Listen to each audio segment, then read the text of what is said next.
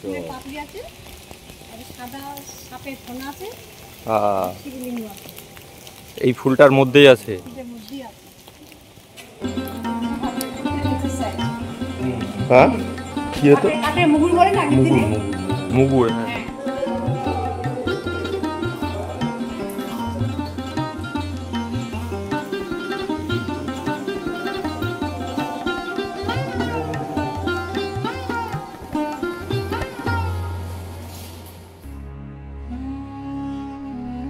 ইতিহাসের শহর মুর্শিদাবাদ। একসময় বাংলার রাজনীতি নিয়ন্ত্রিত হয়েছিল মুর্শিদাবাদের নবাবী মসনদ থেকে। শুধুমাত্র নবাবরাই নয়, বর্ধিষ্ণু এই অঞ্চলে ছিল বহু জমিদার বংশের প্রভাব ও প্রতিপত্তি। কাশিমবাজার রাজবাড়ি সেই ইতিহাসেরই মূর্ত প্রতীক।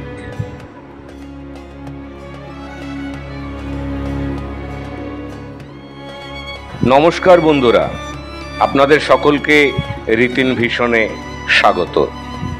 আজ আপনাদের নিয়ে যাব এই রাজবাড়ির অন্দরমহলে। রাজবাড়ির ইতিহাস জানতে ফিরে যাব 300 বছর পিছনে।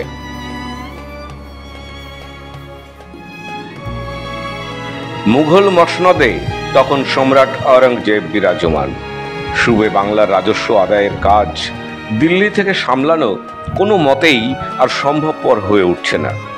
তাই উপায় না পেয়ে মুর্শিদ কুলি খাঁকে বাংলার দেওয়ান পদে নিযুক্ত করলেন স্বয়ং সম্রাট আওরঙ্গজেব। এরপরেই কার্যত ভোল পাল্টে যেতে থাকে মুর্শিদাবাদের।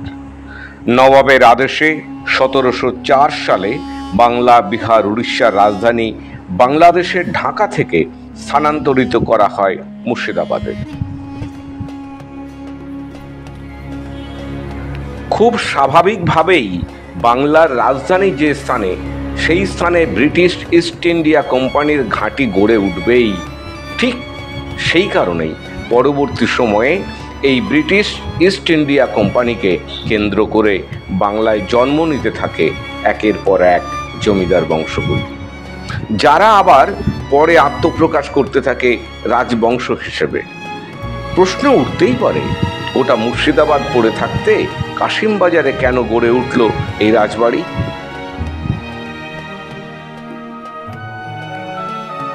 17 শতকের আগে কাশিমবাজারের ইতিহাস ঠিক জানা যায় না। তবে শহর মুর্শিদাবাদ গড়ে ওঠার অনেক আগে থেকেই বাংলায় এই কাশিমবাজার অঞ্চলের বেশ গুরুত্ব ছিল বাণিজ্যকে কেন্দ্র করে। শোনা যায় ইউরোপীয় বণিকেরা সর্বপ্রথম তাদের বাণিজ্য কুঠি স্থাপন করেছিল এই শহরেই। এবার আসা যাক রাজবাড়ি প্রসঙ্গে। কাশিমবাজার ছোট রাজবাড়ি।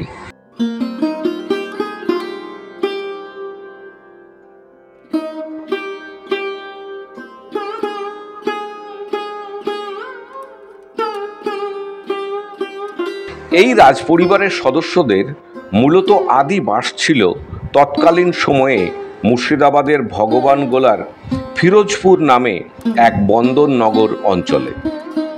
সেই সময় তারা মূলত রেশম, মশলা, মসলিন শাড়ি রপ্তানি করতেন।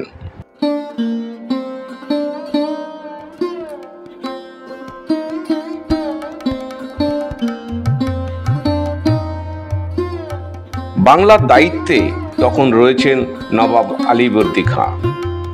এই সময়েই একের পর এক বর্গী হানায় ব্যবসায় চরম ক্ষতির সম্মুখীন হন অযোধ্যারাম রায়।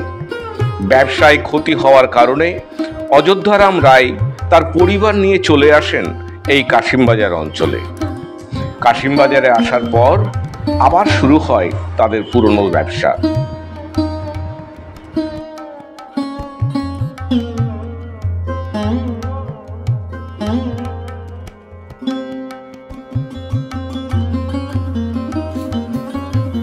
অন্যদিকে দীনবন্ধু রায় ইংরেজদের রেশম কুঠিতে নিযুক্ত হন দেওয়ান রূপে।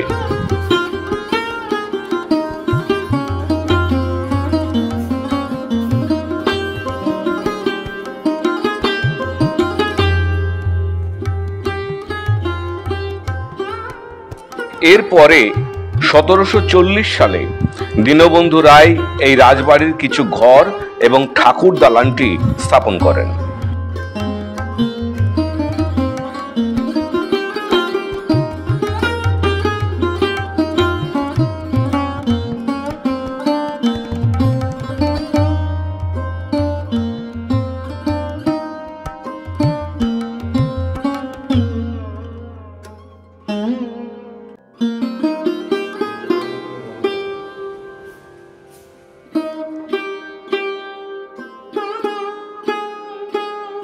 লর্ড কর্নওয়ালিস চিরস্থায়ী বন্দোবস্ত ব্যবস্থার প্রবর্তন করলে রায় পরিবার জমিদার বংশে রূপান্তরিত হয়।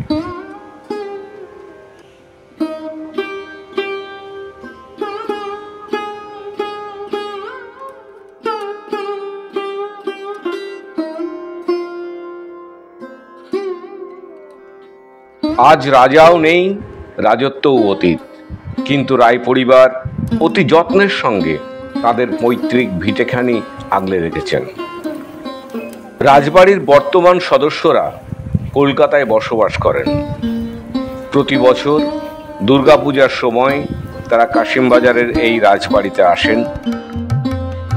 বর্তমান রাজা প্রশান্ত রায় ও রানীমা সুপ্রিয়া রায়ের যৌথ প্রচেষ্টায় আজও রাজবাড়ির ঐতিহ্য মেনে দুর্গাপূজা অনুষ্ঠিত হয়। পুজোর কয়টা দিন সাধারণের জন্য খুলে দেওয়া হয় মন্দির।